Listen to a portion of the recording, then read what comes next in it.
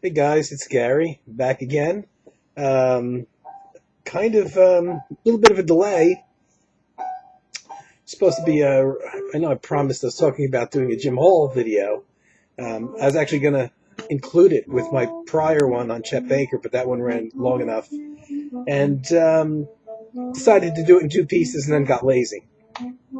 What can I say?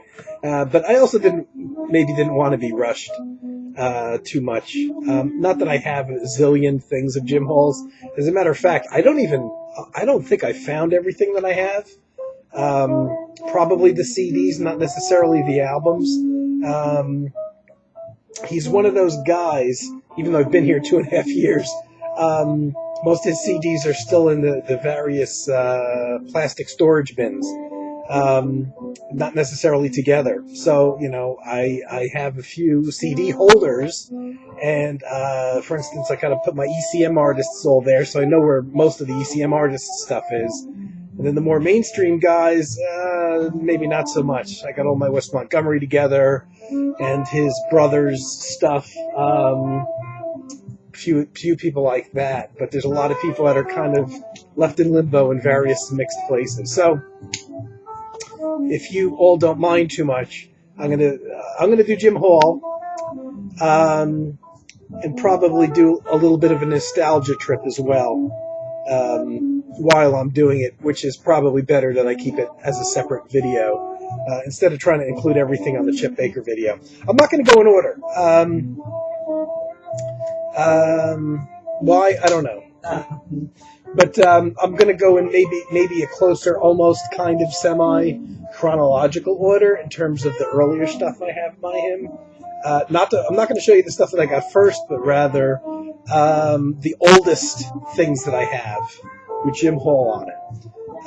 Here's a classic album, vinyl, called 2 Degrees East, 3 Degrees West.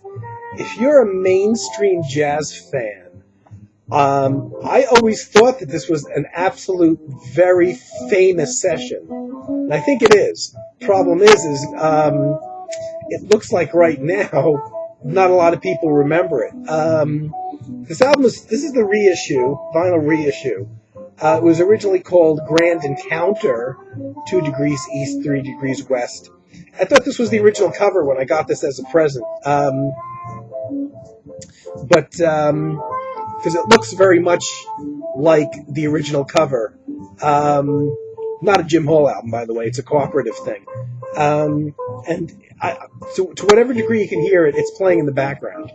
It's a wonderful... I highly recommend this. If you like any kind of acoustic mainstream 1950s style jazz at all, it's so easy to listen to. There's nothing difficult about it. There's nothing experimental about it. It's very much more of a product of the cooler West Coast jazz than maybe the harder bop East Coast stuff. All great players. Originally, this had a different cover with a kind of sexy, in a 1950s way, girl laying in a big pile of hay, looking semi-suggestive for the 50s, called Grand Encounter, so that the cover had kind of a double entendre. But I thought this was the original cover until very recently when I looked online.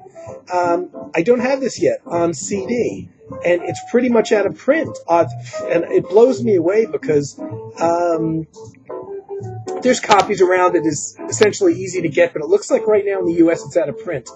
My impression when I was given this as a present from my friend Frank, gave it to me one Christmas. We were both ECM fanatics, but we were kind of like racing to see who could buy the most ECM releases. We bought everything new that came out at that time. This would be the late 70s, early 80s. So there wasn't too much ECM stuff we could get for each other. And we always kind of exchanged gifts at Christmas. Plus, I was getting into more mainstream jazz, and at the time as well. And so he kind of, I guess, thought that it would be safer to go that route and pick stuff up for me from that catalog. So he gave this to me as a present, still in excellent condition. And you can see the cover looks very 1950s-ish, and yet this is not the original cover. Black and white, oddly enough. The original cover was in color, and it was called Grand Encounter. And when they reissued it, they kind of changed the title, and I don't quite know why. It has the good old-fashioned, because the font and everything is very much, so I don't know when the title got changed. I know when this particular reissue's date is 1983, but I don't think that they made up this cover in 1983. I think this edition came out in 83, and because this cover certainly looks more like something that, would have been re-released maybe in the 60s, late 60s or so. The original date, and this is the oldest guitarist Jim Hall date that I have. This wonderful little 35-minute album was recorded on February 10th, 1956. Not even I was born yet.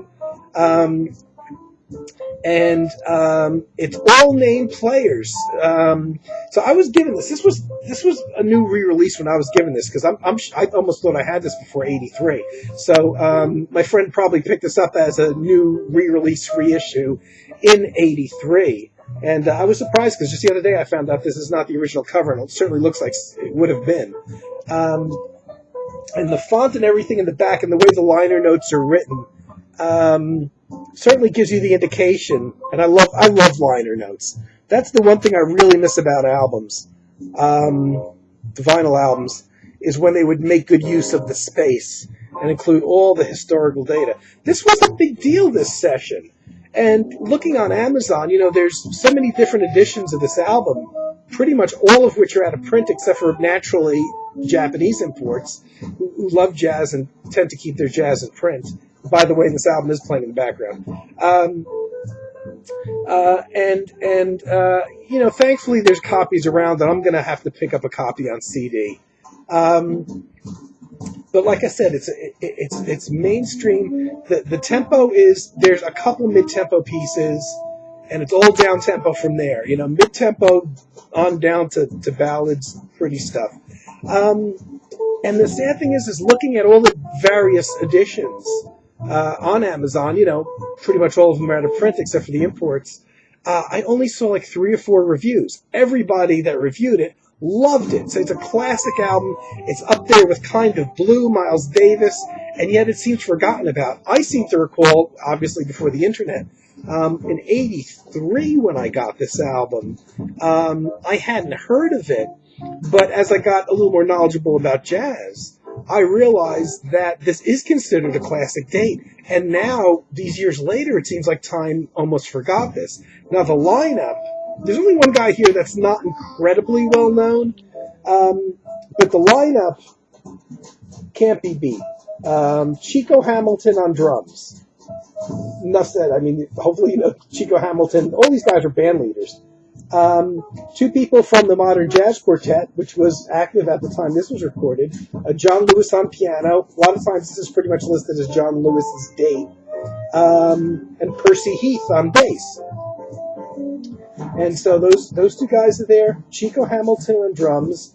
Jim Hall on guitar. This is the earliest thing I have by Jim Hall. And a guy named Bill Perkins on tenor. I wondered why I was less... I had heard of Bill Perkins. He's from that same kind of Art Pepper era, and was a West Coast guy. I had heard of him, seen his name, didn't have a lot of things by him. When I looked him up in Wikipedia, I discovered one of the reasons that I probably didn't know him as well is he didn't record as much stuff as a leader. And the reason was he was a member of the Tonight Show band from 1970 to 1992. Now, here's the weird thing. With the exception of that period, I've never watched pretty much late-night talk shows too much. The only late-night talk show I ever watched back in the day was The Tonight Show. This would be the Johnny Carson era for you old folks. This is a long time ago. I remember, I don't remember what the date was, but I think Carson was still around in 92, or that might have been when he retired. I'm not sure. So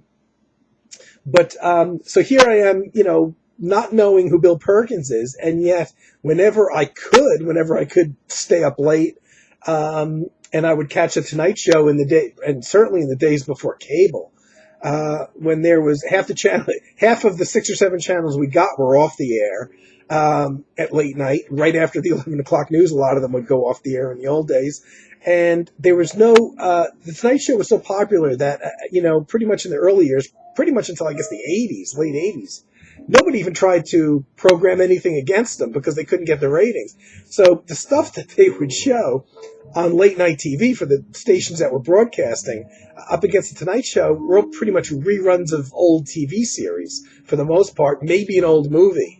It's like nobody could beat the Tonight Show during this period. The weird thing is here I am thinking, I don't know Bill Perkins, and here I am watching the Tonight Show, not knowing that during this whole period, 22 years, he was playing in the Tonight Show band. Amazing. Oddly enough, somebody that I did a video on, the Lighthouse All-Stars, Howard Rumsey's band in band club in Hermosa Beach, California. Bill Perkins was a member of the Lighthouse All-Stars, which means I do have him on other things here, because I've shown the Lighthouse All-Stars stuff that I have. According to Wikipedia also, it says when gigs became scarce in the 1960s, Perkins had a parallel career as a recording engineer. It does, the Wikipedia article is interesting because it lists a lot of things he did as a leader, and it seems like there's a lot of albums there. Not necessarily a lot of albums in the jazz world. The jazz world, if you're a leader, you've got 60, 70 dates. If you've had, a career that goes 30, 40, 50 years, whatever. Bill Perkins has, as a leader, maybe 20 dates, but I don't know how many of these are actually in print. As a sideman, he recorded with Chet Baker, Nat King Cole, believe it or not, Dizzy Gillespie. He did guitarist Barney Kessel. I want to say that because being in the West Coast and a member of the Tonight Show band, he probably did a lot of studio work and soundtrack work, I'm guessing, too. That's purely a guess. I'll tell you what I think of when I listen to this album. To what extent you can hear it in the background. We're in a ballad now, so I'm trying to crank up the volume a little bit. This isn't just entirely about Jim Hall, but when I hear this music, it's very easy. If you were around the time this was recorded in the late 50s, you could probably find a radio station that would play stuff like this. It's not difficult. It's not the hard bop driving jazz. This is just a sweet album. Whenever I listen to it, I picture living in this world where it's black and white, just like the movies would have been at that time. And you're driving in a car, and this music is playing over your radio, or they didn't even have cassette decks back then. But I can just picture driving a black and white scene, driving in a car, listening to this kind of mellow, acoustic, pretty jazz. And a potential, I'm sure this was probably played on the radio somewhere back in the day when jazz wasn't, a bad non-commercial word, So here it is, 1983. My friend gives me this. You see, I still got it in the shrink wrap, still in good condition. Obviously, this is a reissue on the PA USA label. Oh, that's interesting. I never noticed this. It says it's a mono recording on here. Wow, I never knew that. I never realized that. Holy crap. Yeah, this is a wow, I didn't even realize it. This is 1983. I'm shocked. I never noticed that over the years when I actually played the vinyl. This is the Jazz Origin series, so yeah, you can tell it's a reissue. And of course it is, the date on here is from 1983. This was all recorded in one day. Nice session. I want to say, this is available, and I'm probably going to end up picking up the CD, even though I don't have the money to do it. So at the time I got this, and my buddy gave this to me, and I was unaware of the date. And I loved it right away. It was mellow. I made him sit there and listen to it, even though he wasn't so much into mainstream jazz. Every single one at this time, and I would have gotten this 83, definitely would have been 83, I don't even think it would have been 84. Every single one of these guys was alive still. Bill Perkins, the tenor sax. John Lewis, Percy Heath from the Modern Jazz Quartet. Chico Hamilton, drums. Jim Hall guitar. Now, when I took this out, this has been in my bins until the last few days, actually. My storage bins. I took this out and I took a look at it, and I'm like, oh man, this is sometimes one of those things that makes it hard to listen to. Since I've got this album, all 5 of these guys have passed away. Like I said before, sometimes it's easier to get into guys after they pass away, like I did with Wes Montgomery. Every single one of these guys was alive when I first got into this album. So, Bill Perkins lived to the age of 79, died in Sherman Oaks, California, in August of 2003. So he was probably the least known person on this album. Going back a little bit, let's see, John Lewis, the pianist, I remember when he died, and I can't believe it was this long ago. John Lewis, the leader for its entire lifespan of the Modern Jazz Quartet, which is probably what he's best known for, died 2001. And all of these guys I found out much after the fact because, damn it, these are jazz. Every single one of these guys, including Perkins in his own way, is a jazz giant. Did the news report it? No, because Madonna laid a fart that week, and they had a report on that. Percy Heath, the bass player, also best known as one of the founding members and members that stayed with the Modern Jazz Quartet for the entire duration of it, passed away in April 2005, aged 81. Like I said, Bill Perkins, 2003. John Lewis, 2001. Excuse me, I have to click through these because I can't memorize this. Chico Hamilton, which, he's another guy that I missed. I was definitely a Chico Hamilton fan. I have stuff of him as a leader. He did live a nice long life. He died at the age of 92. But again, I'm a little upset that this wasn't reported on the news. Chico Hamilton passed away November 2013, so fairly recently. I would have remembered if that was on the news at all. Come on, this guy's career was like 70 years. You can't put this on the news, huh? And it wasn't only recently that I discovered Chico Hamilton passed away. Jim Hall's another one I got upset at because they didn't report it on the news. Another guy with a 70-year career, 60-something year career, died at the age of 83 in December 2013. Again, not that long ago. So it's sad. All these guys are gone. I hope you can hear the music a little bit in the background. This is a sweet album. If you listen to any acoustic mainstream jazz at all, not hard to get into. A little 35-minute gem. I can't believe this was all recorded in one day. There's, 6 tracks? Yeah, 6 tracks, mostly standards. Skylark. John Lewis did write the title track to 2 Degrees East, 3 Degrees West. But Easy Living, another standard, Duke Ellington track, I Can't Get Started. This is just sweet and easy and breezy, and if somebody doesn't like it, you can ignore it. There's no extended honking or out there solos or avant-gardisms, it's, it's almost like summertime old acoustic pure jazz music. And this really was, for a long time, considered a classic date. This wasn't a band. This, was pretty much a band of almost all superstars pulled together for this one recording date.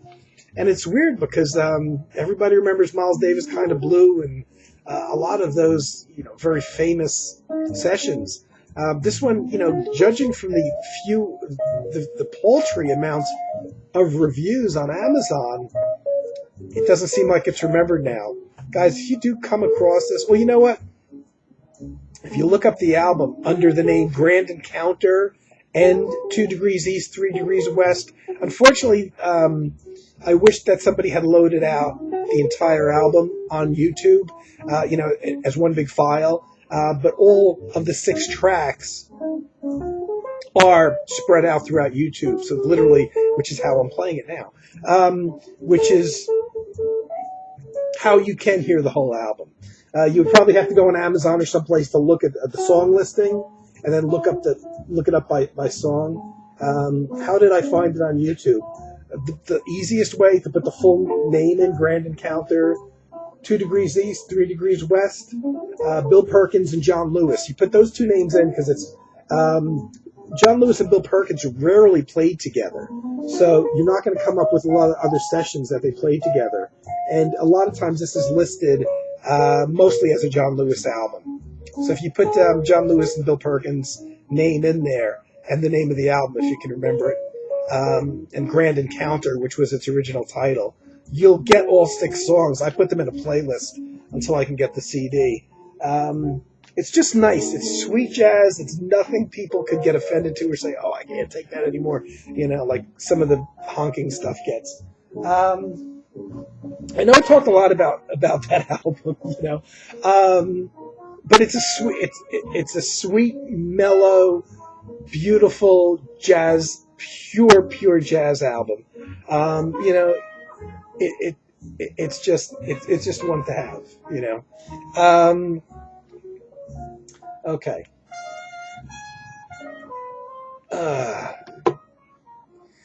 And where am I? Okay, guys. I'm trying to do 2 things at once here. Okay. Because my thing went off the that last track that was playing briefly was not from the album because here we go. Now we're back onto the Grand Encounter album like it should be.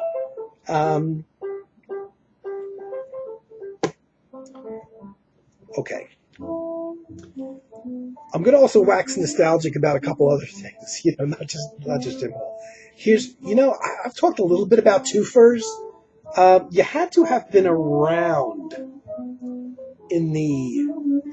I love these things, and I keep these in really good condition still.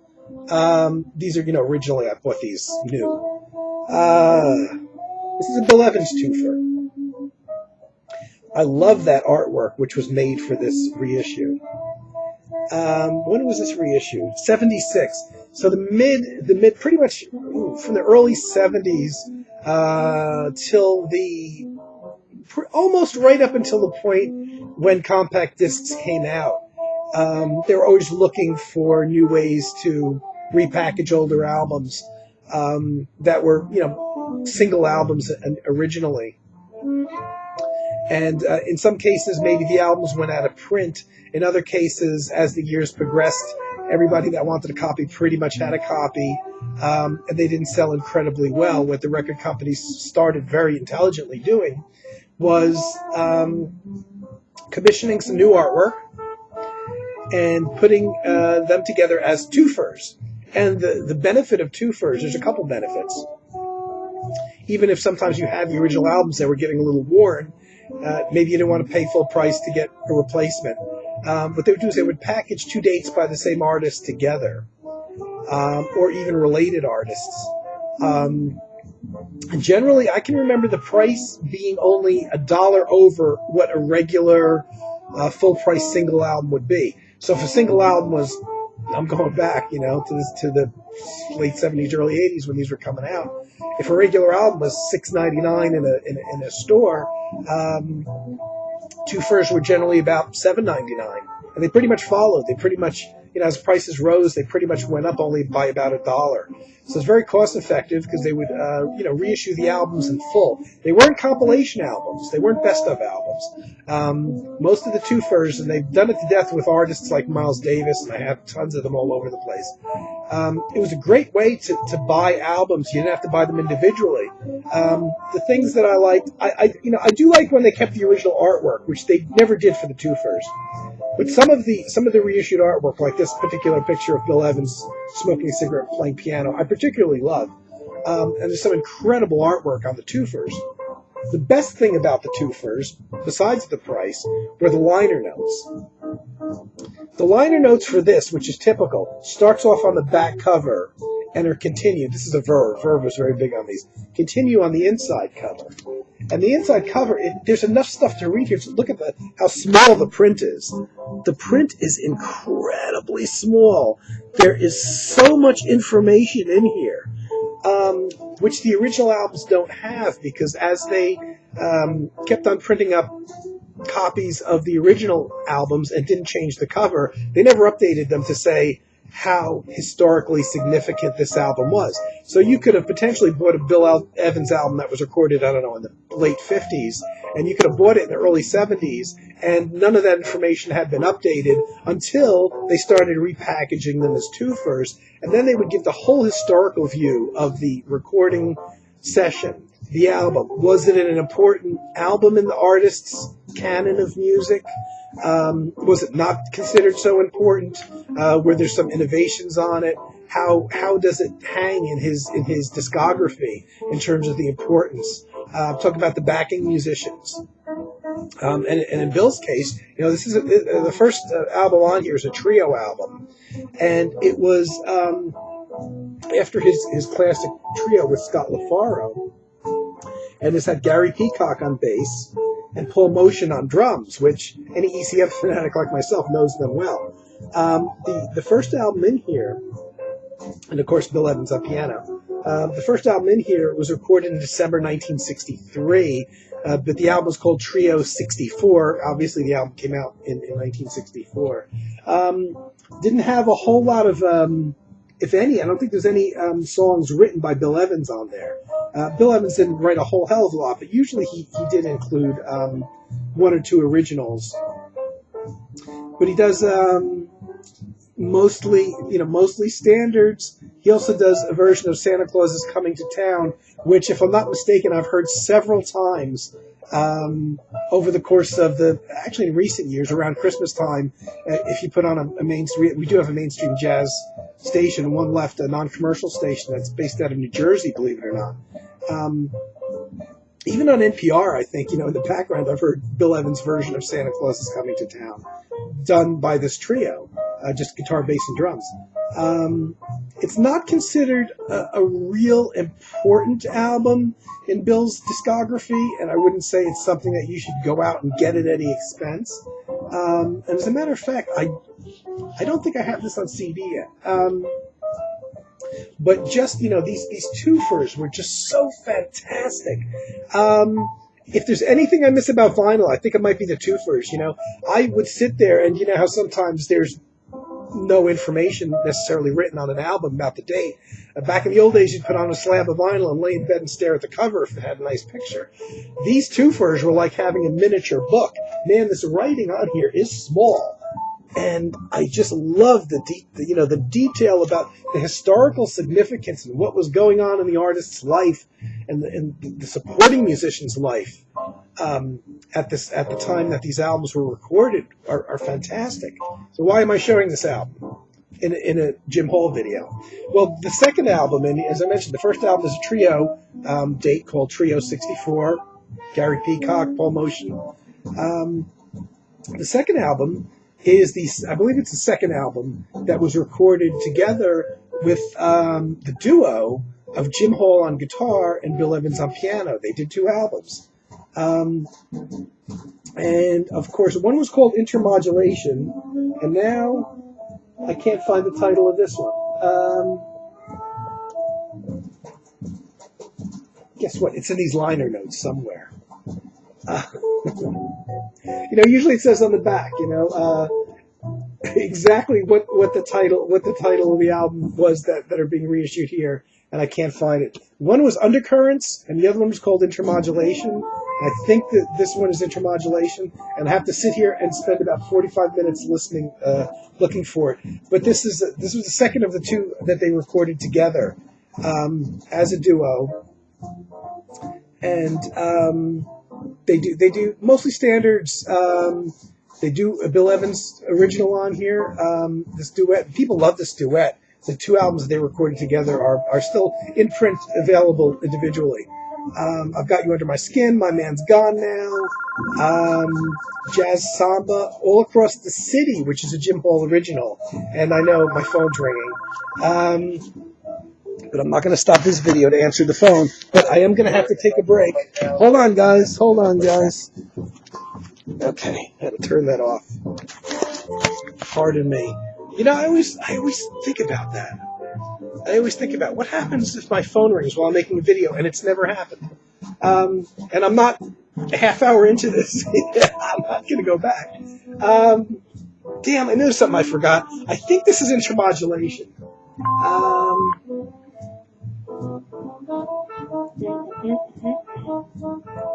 If you can hear the music, maybe you guys can enjoy it for a minute while I look for this. A lot of notes on the trio. Yes. Undercurrents apparently. Undercurrents and Intermodulation are the two albums that the two duet albums that Jim Hall and Bill Evans recorded together. Undercurrents was the first, and Intermodulation, I guess, would have been the second. I'm sure this is the second of them, from 1966. Wow, recorded in one day, April 7th, 1966.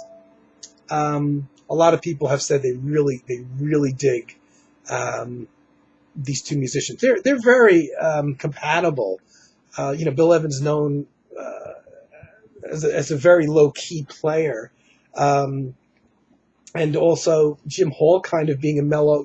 Neither one of these guys known so much for extremely up tempo kind of stuff. It was much more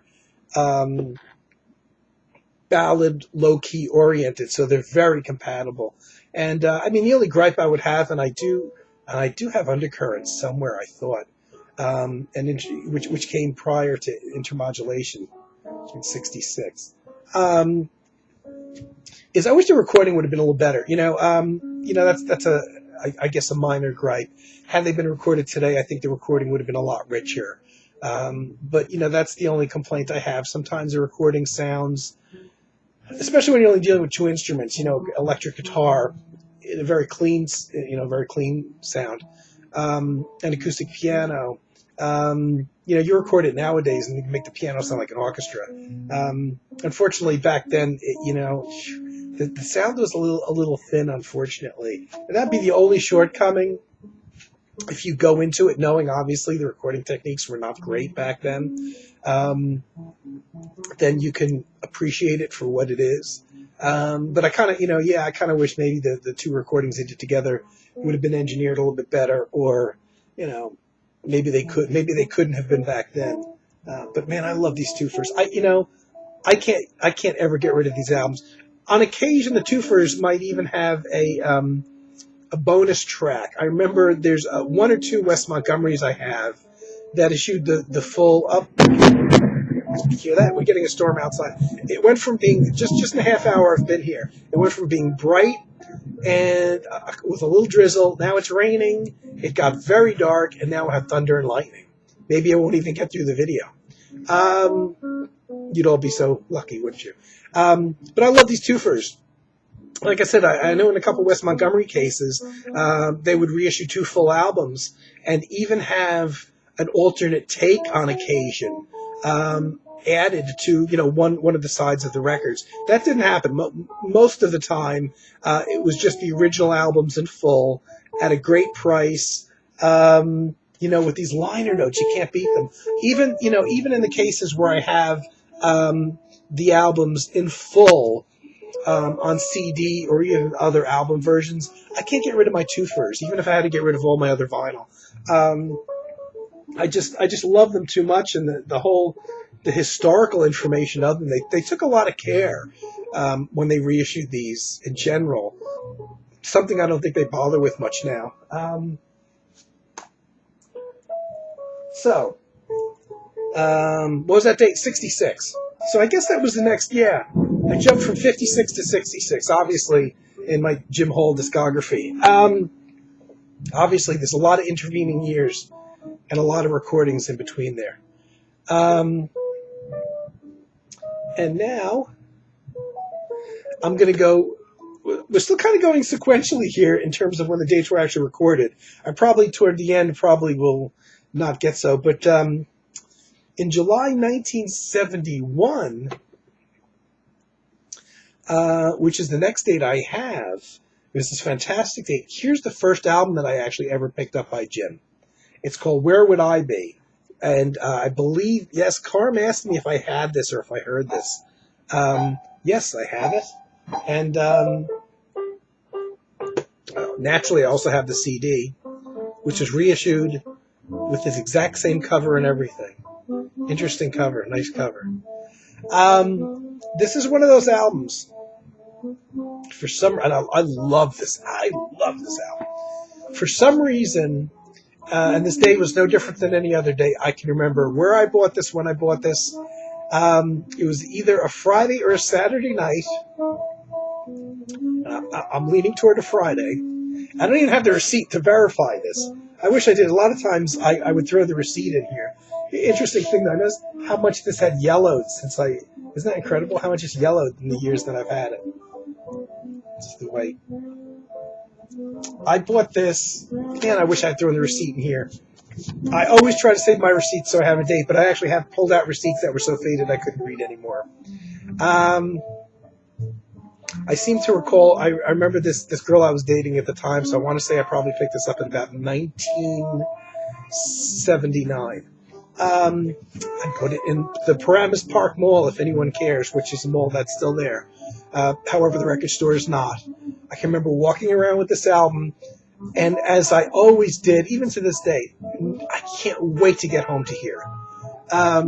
Doesn't matter what else I got planned for that night, how exciting it might be. My most exciting high point of that evening will be when I get home to put this record on.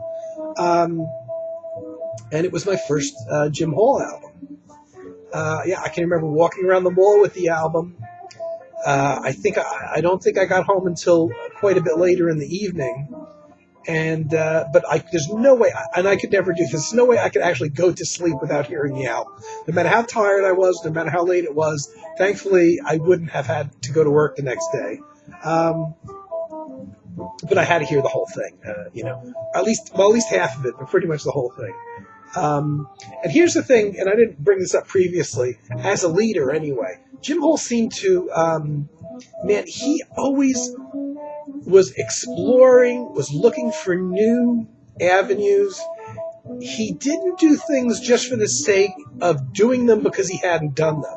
In other words, even if he had lived, I don't think you would have ever heard a Jim Hall heavy metal album or a Jim Hall reggae album, probably, or at least a rap album. But he always, had this very, very lyrical, very pretty way of playing, a very clean guitar sound.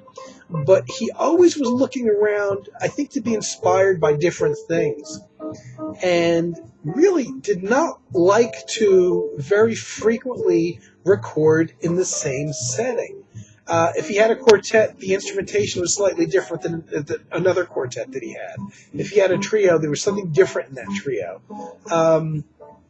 Or slightly different musical direction. And interestingly, he's not known much as a writer.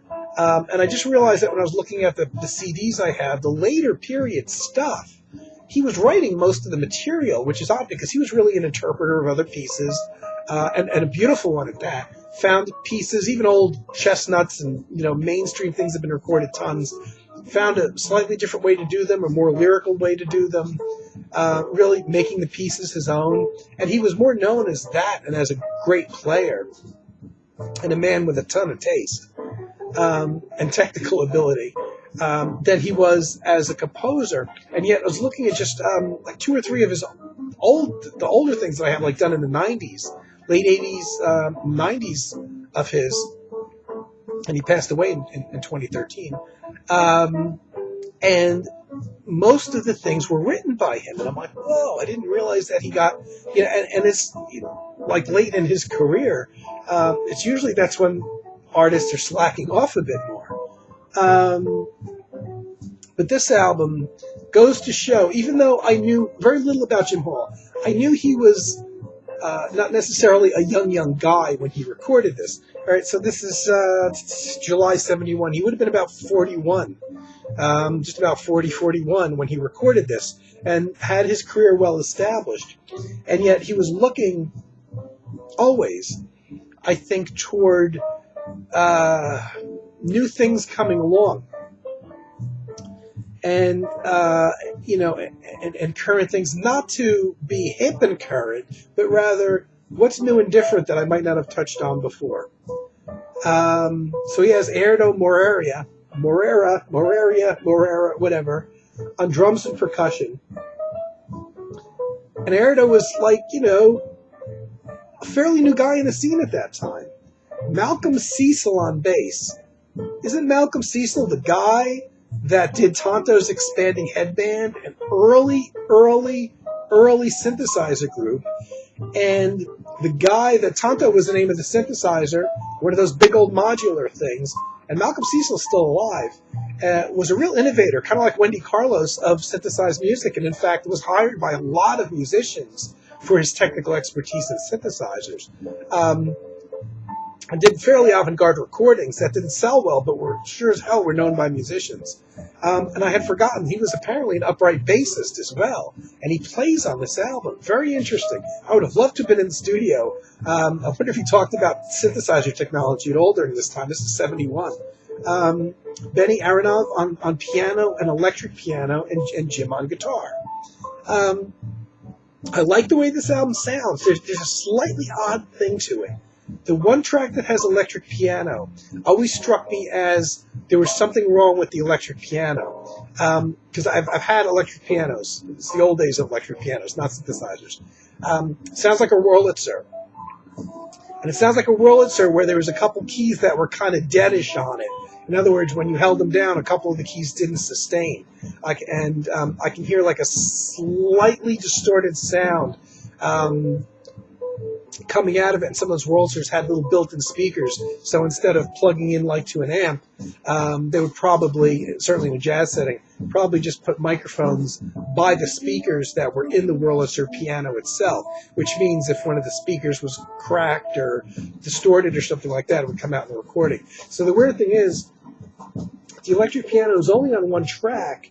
It's on two tracks, but it's on the law of the 8 tracks on here. But the longest track is an original, Jim Hall original called Minotaur, which is over 8 minutes long. So it's on for about 13 minutes out of less than a 40-minute album. Electric piano. The sound isn't perfect, and when I first heard it, I picked up on that right away. I said, wow, that electric piano needs work. It's interesting that they left it in. It's not out of tune, but having played an electric piano with a couple of funky dead keys on it, especially Wurlitzer, it's interesting that they either didn't fix it or just go the acoustic piano route. But I tell you, the 2 tracks it's on are still probably my favorites on the album. It lends a nice tone, but there's definitely something funky with the electric piano on here. It doesn't sound like a Rhodes, it sounds like a Wurlitzer. But I still love, this is one of the first go-to albums for me. Love, love, love this album. 1971. Nice album. Fantasy Records. And oddly enough, this was Malcolm Cecil, the bassist and the early synthesizer guy, was actually one of the recording engineers. Lovely album. Lovely. I love this album. And this has, let me see, 1, 2, has 3, of the 8 tracks, 3 of them are Jim Hall originals. So I guess he was writing a bit more than I thought he had, The interesting thing with this is it's really technically a jazz quartet, but, guitar, piano, bass, and drums. But with Erdo is doing a lot of percussion overdubs. So there's all kinds of jungly, nice, the atmosphere that he was very adept at creating on here. And the electric piano that's on 2 of the 8 tracks also makes it different enough that never when I'm listening to this do I think of this as a standard, jazz quartet, especially with the percussion colors. Great band. I love this album. I love this album. Highly recommend it. It wasn't printed on CD, and I do have a CD edition of it. All right, guys, you got to bear with me for a minute. I got to press some buttons here. Try to get some other music on, and hopefully this is going to work. What am I putting on now? I don't know. I preloaded this. I know it's Jim Hall. Up until just now, you were listening to mostly it kind of went off track a little bit in a couple to other John Lewis things. But most of those, that Grand Encounter, 2 Degrees East, 3 Degrees West album, playing in the background for a good chunk of the time anyway. And now we have one of Jim Hole's solo albums. I don't recall which one. Yeah, I do. It's on here. I'll get to it. Next up. Okay, so far I'm still going chronologically. I'm about to get out of chronological order, but right now, April 75, so the last disc, Where Would I Be, was 71. Here's April 1975. Classic. I've shown this before. Jim Hole Concerto, based around the Concerto the Arranways, the 19-minute version. Don Sebesky does the arrangements. The original album just had the 19-minute version of Concerto the Arranways on one side, and 3 more mainstream jazzier tunes on the alternate side. Don Sebesky did the arrangement for Concerto the Arranways. Jim Hole on piano. Roland Hanna on piano. Yeah, Jim Hole on guitar. Ron Carter on bass. Steve Gadd on drums. Chet Baker on trumpet, which is why I've talked about this so much recently. The great Paul Desmond. 2 years before he died, Paul Desmond, alto saxophone. All jazz giants. Are any of them still with us? I don't know about Roland Hanna. I'm not sure. I want to say no. Ron Carter and Steve Gadd are still with us. Not Chet Baker, Paul Desmond. Sad because, at the time that, again, another one, at the time that I bought this album, it would have been early 80, maybe 1980. All these guys are still very much around. Lovely, even for people that don't like jazz. It's very mellow, pretty background music, and of course the Concerto the Arranways is not a jazz piece, it's a classical piece. You interpret it for jazz. I like the yellow, because you've got that, what do you call it? The carving, the stone god mask face thing. It looks good in yellow, which I like. When they re-released it on CD, though, it's gone blue since then. Here's one version, standard booklet version. Pull out booklet. And another CD version, which is the Digipack, version. And I keep buying this. I think I've got another copy on CD somewhere because this version had the full album and 2 alternate takes. Then they re-released it, and it had 3 more alternate takes of tracks already on here. I think there's a third version with different. I can't even keep up with them. Beautiful album. Even for people that don't like jazz, it's a beautiful album. And Where Would I Be? This is the CD edition, which came out. I bought this at Tower Records for $11.99. I hope this is still in print. I really do. I don't know when this was issued on CD. It's quite a long time ago. I really do hope. I got to listen to this now again. And this isn't one that I stuck in my CD player. I wish I had. Got that. I don't know. I'm trying to stick in chronological order, but I don't know that I'm going to be able to. Just because I didn't really arrange these in chronological order.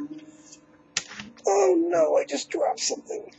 I cut out all these little stickers, and then I'm surprised when they fall out of the package when I open up the CD booklet.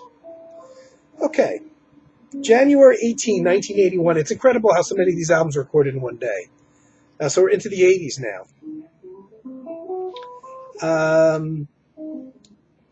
To further confuse things, Jim Hole goes back and another sticker fell out. Jim Hole goes back into the studio and records an album called Concerto the Arranways. The difference between these 2 albums was the one recorded in 75 is just called Concerto. The one recorded in 81 is called Concerto the Arranways. Was 81, yes. One day in January 18th, 1981. None of the same musicians that appeared on the prior version from 6 years prior, 6 or 7 years prior. appear on this version. This is Dave Matthews playing electric piano and doing the arrangements for the orchestra. Tom Harrell on trumpet. There's a whole bunch of additional horn charts that are played by just, I don't know, 16 different guys here. Different guitarists. Not actually, Jim Hall is backed by another guitarist, I guess playing rhythm. Mark Egan on bass. David Charles on percussion, who you may or may not know. Excuse me while I grab some of those stickers that fell before I completely forget them.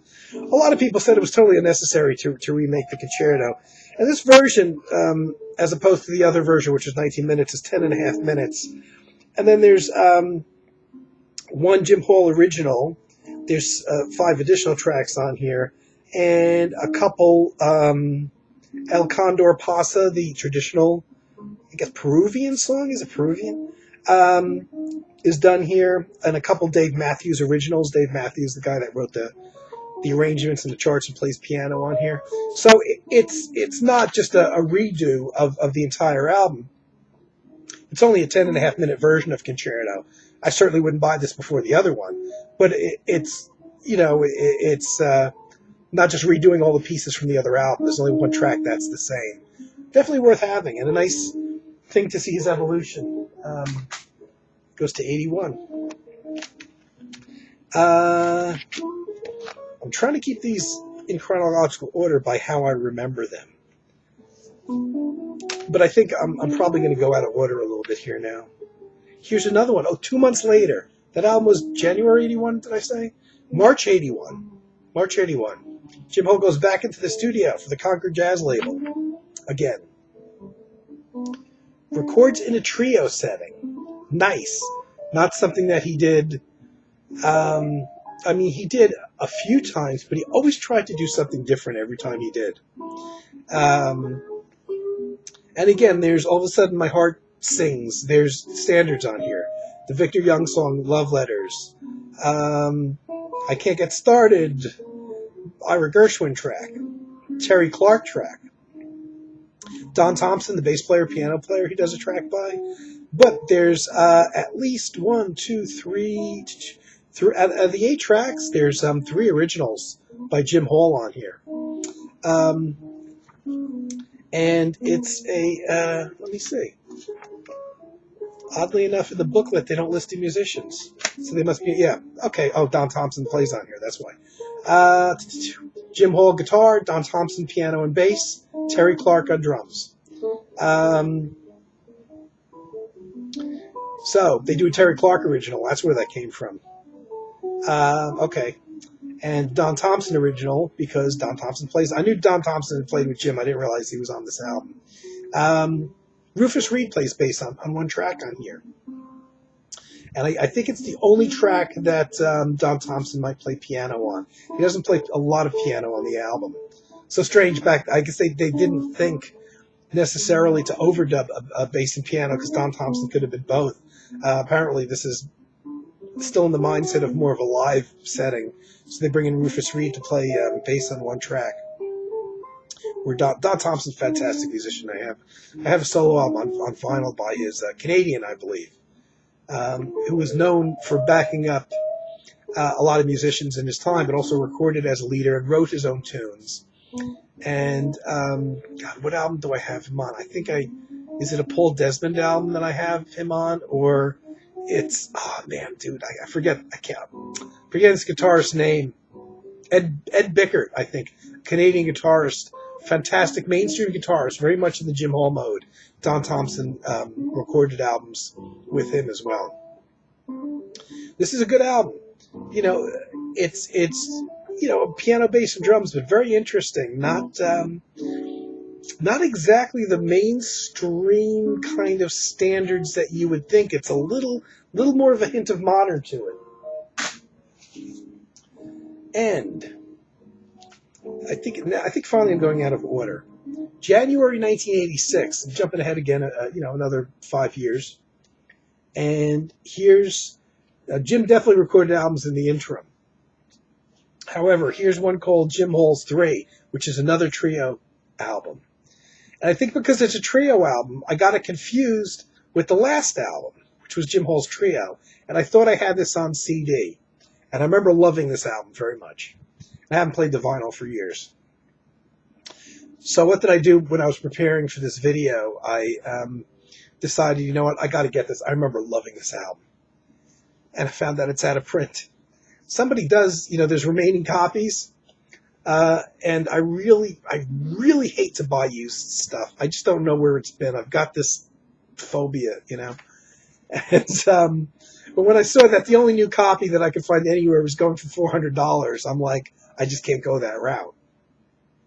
And I was hoping that because it was on Concord, I don't know what the hell's happening to Concord Jazz. They're getting a lot more modern, and the label Concord, I don't even think they call it Concord Jazz anymore. And they're letting their old stuff go out of print when what they should be doing is either keeping it in print or doing reissues, like the old twofer thing, Some of these albums are short enough sometimes that you could fit two of them on a single CD. How about doing twofers on CD and having a reasonably priced reissue? They've done some. But I'm really discouraged, as being a fan of Concord Records stuff, especially from the 70s and early 80s. I'm going in and I'm looking at some of these things that I have and some I don't have. And I'm amazed at the amount of the jazz stuff that they have just let go out of print. I'm very discouraged about where this label's going. Seems like they're headed very much toward a modern thing. Again, anyway, what do I end up doing? I did buy, haven't gotten it yet. I did buy a used CD edition of this. And I'm going to do what I always do when I get a used CD. I'm so like anal about this. I throw out the CD case that it comes in immediately. I wash the CD with soap and water, and I take the back booklet out of the case, and I wash it with a wet paper towel. And then I pull out the front booklet, and I do the same. I wash it with a wet paper towel. And I put it in a new CD case, because I always have CD, the jewel cases, new ones. And I throw away the old jewel case immediately. And I literally go in the sink, and I wash the CD with soap and water. This is why it's so much more work to buy a used CD than to buy a new one. That's why I prefer to buy new ones. I was amazed. I think I got this confused with the last Trio album that I saw, because this I have on vinyl also somewhere. I know I do, and I couldn't find it. And I didn't realize that they were two different Trio albums, and I thought I had bought this, and I actually thought they were the same album, and they're not, because these were spread out all over the place. Even the vinyl, I'm surprised I came across these. And like I said, there's more vinyl. I know that last one, the Circles album, is on vinyl somewhere here. So here we are, January 1986. Man, this is running long. I knew it would be. Another trio, a little bit different. He's staying modern. A guy named Steve Laspina on upright bass, and Akira Tana, T-A-N-A, on drums. 7 tracks on here. They do Skylark, the lovely, I guess, jazz standard, you would consider it. All the Things You Are, another jazz standard. Poor Butterfly. But out of the 7 tracks, 4 are Jim Hall originals. The majority of the album. Like I said, I didn't realize he wrote so much, especially later in his career, when a lot of these guys would just keep on remaking, standards, and not necessarily but most of these tracks, I believe, were new compositions by him when he recorded these albums. I mean, he has occasionally gone back and re-recorded his own compositions that he wrote years prior, but most of the originals that you see on his later period albums were actually written for that album and were new compositions at the time. I'm going on too long. That's how you know I need to get a drink of something, which goes to prove I've been talking far too long.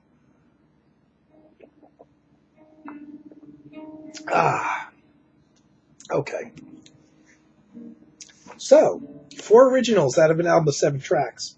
The interesting thing is, just to prove that Jim always liked to try to do something different. This is the album, and I want to find it on the note. What I like about this is, even though this was an album from the 80s, which they tend not to do liner notes so much anymore, they did, for this one, they did do some liner notes about the album background, which I like. It's one of the things I liked about those 2 first so much is they gave you information. It seemed not to be so popular anymore. It seemed like the cover images were more important. Okay, Steve Laspina, the bass player, played with Marion McPartland, and a whole bunch of people. I'm trying to find... Yes, there's one track on here called Bottlenose Blues, which is a Jim Hall original. And it was the first time that Jim recorded on the 12-string guitar. So he wrote this track, played now... This was 86. So he was 56, approximately 56 at the time. 55, 56. Yipes, that's my age. And it was his first ever time that he recorded using a 12-string guitar. And I thought that track, and I remember that being the case, I thought that track was on the last album, with the Circles album, which I knew I had originally bought on vinyl, bought on CD, and thought was this album. And then I panicked when I realized, but I like that Bottleneck Blues thing that he does. Because I think it was the only time. I don't recall him ever recording again on a 12-string acoustic guitar. It was just I'm pretty sure it's a solo piece too, just solo guitar, and it's nice. It's just he always tried to do something a little different on his albums, which I loved. So I'm going to get that CD soon in the mail, hopefully. I bought it from Discogs, which I don't even know if I've ever bought anything from Discogs before. Maybe 1 or 2 things. I haven't bought a lot of things off of Discogs. So now we're going ahead into... I'm just going to show this because the last LP I have, I got CDs. But I want to try to find when this was recorded. Yes, I'm not so much in order anymore. This was done in the early 80s sometime, and I can't find a date on here.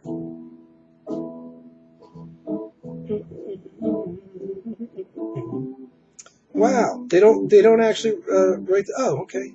Recorded live at the Village West in New York City, November 1982. So I'm already out of order a little bit, still in the early 80s. It's maybe the first album they did together. Ron Carter and Jim Hall. First album they did as a duo. If you remember, Ron Carter played on 1975's Concerto album. He was the bassist on that. These guys recorded a few albums together as a duo. Very nice. As you can imagine, very mellow, no drummer or anything. This is the only one I actually have. After doing this video, I'm probably going to shop around and pick up more. I know Ron Carter well. I have at least 20 of his solo albums. Forget about all the sidemen appearances. And the stuff with Miles Davis and everything else. But it seemed like they made a nice duo together. That is definitely in Manhattan. Yeah, or that could even be Jersey. That even looks like not far from the area where I live. Kind of that building in the background there. That looks real familiar. Mostly New York, I think, and I think that's because Ron Carter was teaching in New York at the time for many years. November 1982, they formed a duo. I want to say, I think this is the first of several albums that they did. They do a lot of, mostly standard they do. There's less original stuff on here. I think they were looking more for a common language that the two of them had. So they're doing all the things you are. Beggs Groove, Blue Monk by Thelonious Monk, Sonny Rollins, St. Thomas, Embraceable You, Baubles, Bangles, and Beads. So an Oscar Pettiford tune, Laverne Walk. There's no Jim Hall originals on here.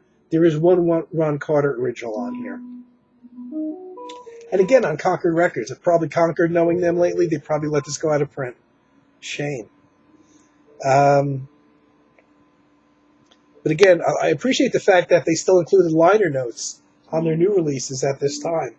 That would be more nice, quiet stuff. That one was live. I think their other studio, the other albums were in the studio. Oh, I had 3 more. this is an oddball one, and I'm not going to recommend it until you've got everything that Jim Hall has done. This is a real weird album. It's credited to Jim Hall, but I think some of the sessions on here were not really Jim Hall sessions. Yokali is the name of it. And it's a...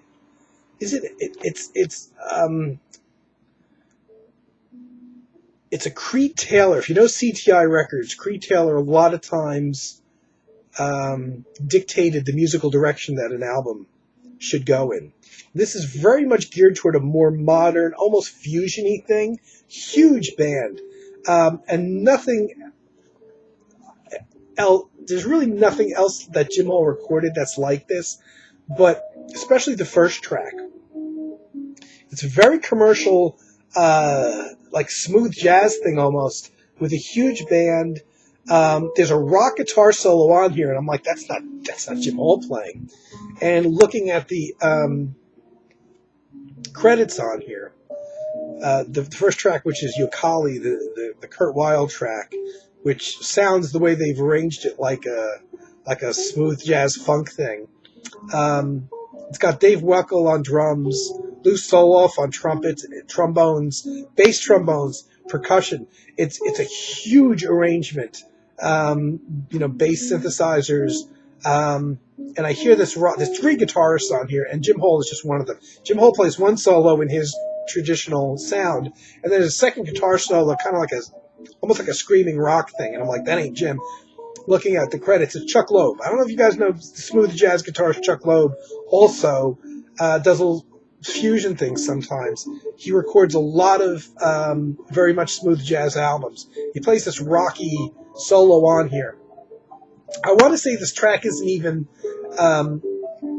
it was like a Creed Taylor production, and I think Creed Taylor went to this arranger, Jim Pugh, P-U-G-H, and wanted to make a jazz album with a whole bunch of named players, kind of, in a very commercial vein, and just happened to pull Jim Hall into it. And when the album got released, it got released as a Jim Hall thing. I don't think Jim Hall had anything to do with the direction of the music on some of these tracks. I think there was a few sessions worth of work that Jim Hall was doing, I think, to make his own album at the same time, and this kind of got thrown on there. I don't know why you need Chuck Loeb to play a rock guitar solo on this. There's even another rhythm guitarist on the same track, Ira Siegel, Jim Hall playing. That track really stands out as not even belonging on this album. The worst thing is there's even a vocal refrain, almost like a chorus, by a female vocalist, like a sing-songy kind of what you would hear on smooth jazz radio. And I knew the voice. It's Chuck Loeb's wife. Chuck Loeb's wife? Chuck Loeb's wife, yes. Not that she's a bad singer. Carmen Cuesta, C-U-E-S-T-A, who sings a lot on his solo albums and does her own solo albums. But it doesn't belong on a Jim Hall album. And it's not like, I don't think Jim Hall even knew what it sounded like until the album came out. And the album didn't come out for years. And apparently, reading the liner notes on this, apparently what the original vision for an album was Jim Hall was going to record an album with Chet Baker, Chet Baker connection there. Chet Baker had played, obviously, on the wonderful Concerto album in 1975. They did some sessions, but apparently this was at the time that, I don't think they were doing the sessions really consecutively, necessarily one day after the other. And I think, maybe Chet Baker had touring to do or whatever. But apparently Chet Baker passed away before they could really make a complete album.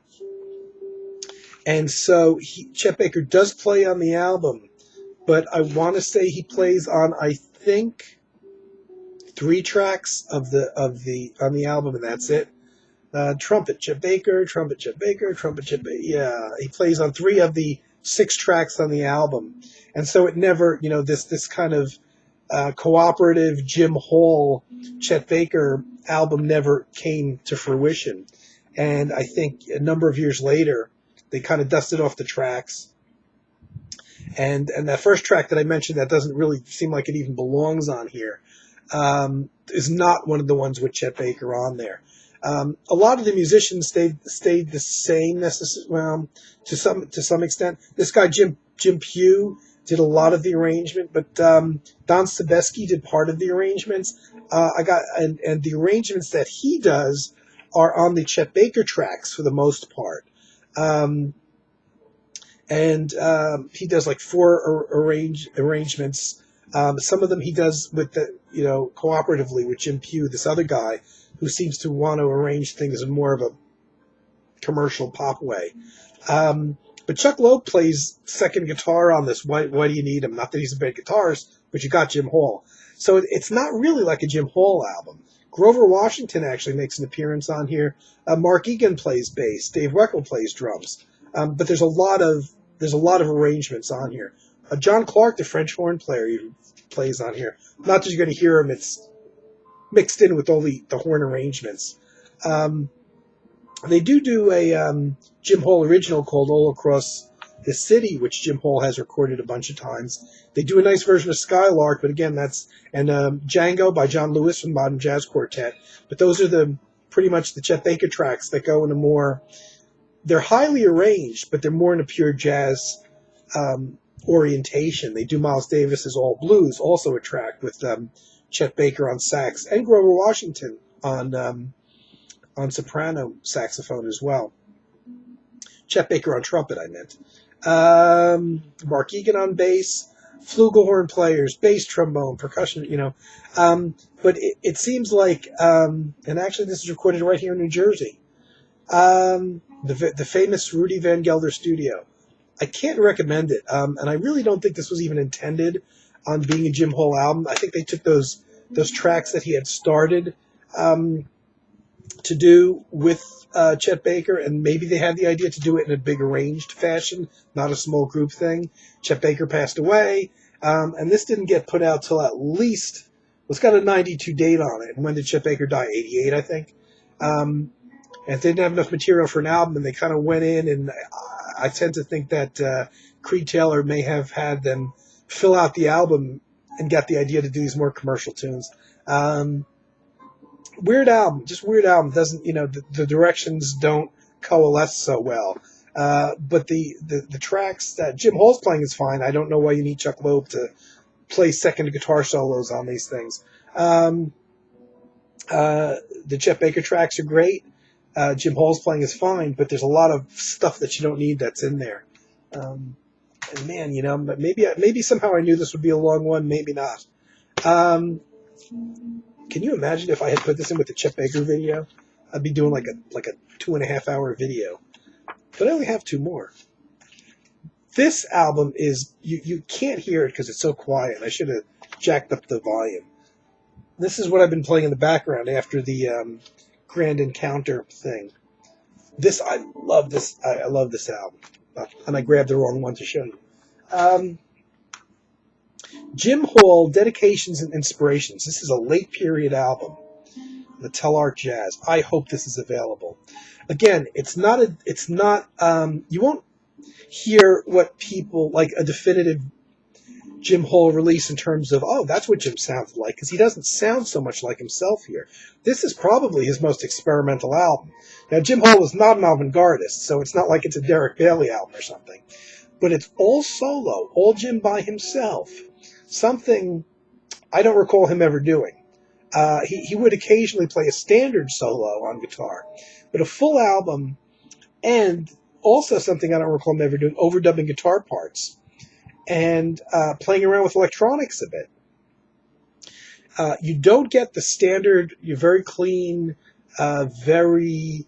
when he plays standards, he sounds like you would expect a mainstream jazz guitarist to play. But a lot of his original tunes have a standard. They have that kind of chord construction and that sound and that direction that they could be jazz standards as well. This one is quite different. He was always he played a duet, and I don't know if it was recorded. I know he had done some playing with Pat Metheny, And Pat Metheny brought along his guitar synthesizers when he was playing with Jim Hall, and Jim Hall was kind of interested and said, "Oh my God, it looks like Mission Control down here." And I think Jim Hall always had that eye open toward, maybe I could do something with this. And he doesn't actually play a guitar synthesizer on here. I'm trying to find out, how do they credit this? It's a 64-minute album. It just says guitars and effects. It's not sound effects so much. And it's not a guitar synthesizer, but there's little, maybe electronic oriented, people that grew up like I did, with rock music where they're really using a lot of technology, wouldn't certainly hear this as anything avant-garde or, out there. The electronics, if you use any, are very subtle. But it's quite rare. And honestly, if you like Jim Hall at all and you have a few of his things, you probably need to have this. Beautiful 64-minute album. This is one of those, my top three that I tend to pull out and listen to a lot. Maybe it's because it is different from him. He still has a clean guitar sound in a lot, but he goes out there a little bit more. Very interesting to hear, especially because this was, again, late in his career when people are not necessarily experimenting and trying new things so much. I can't find a recording date on here. I hope you can hear that in the background. This came out in '94, and I want to say this isn't a recording that was. Oh! Here we go. I found the recording date. October 1993. This was recorded. Oddly enough, he recorded it in 2 days, which is that's hard to do because it's not a live playing thing. 64-minute album. There's a lot of tracks on here, and there's guitar overdubs. Not easy to do all that stuff in a couple days. Especially he wasn't a young guy at that point. He was 63. I really dig this album, and it's, if you're real familiar with Jim Hall, you're like, wow, that's kind of out there for Jim Hall. If you're not, it doesn't sound out there at all. The thing that I like about this album, it's called Dedications and Inspirations. Totally him solo. I'm not aware of him doing anything else like this. There's 2 tracks that are standards, kind of, in a sentimental mood, and All the Things You Are. All the Things You Are he dedicates to his wife. In a sentimental mood, he dedicates to Duke Ellington. There are 11 other tracks on this album. All of them are originals, Jim Hall originals. I find that incredible. I mean, at this age that he was writing all this stuff. One track is dedicated to Gary Larson, who has to be the cartoonist. I can't think of who else it would be. The other track is dedicated to Coleman Hawkins, and all these are Jim Hall originals. I just dropped the CD case. All these are Jim Hall originals. He dedicates one to his friends in Argentina and another one to his Japanese friends. He dedicates one to Hoa Gilberto. I never knew how you pronounce that. Joao Gilberto. One to Jimmy Lunsford, the jazz player. Miro and Monet, the artists. So it's not just musicians. He actually dedicates one to Charlie Christian and Leadbelly.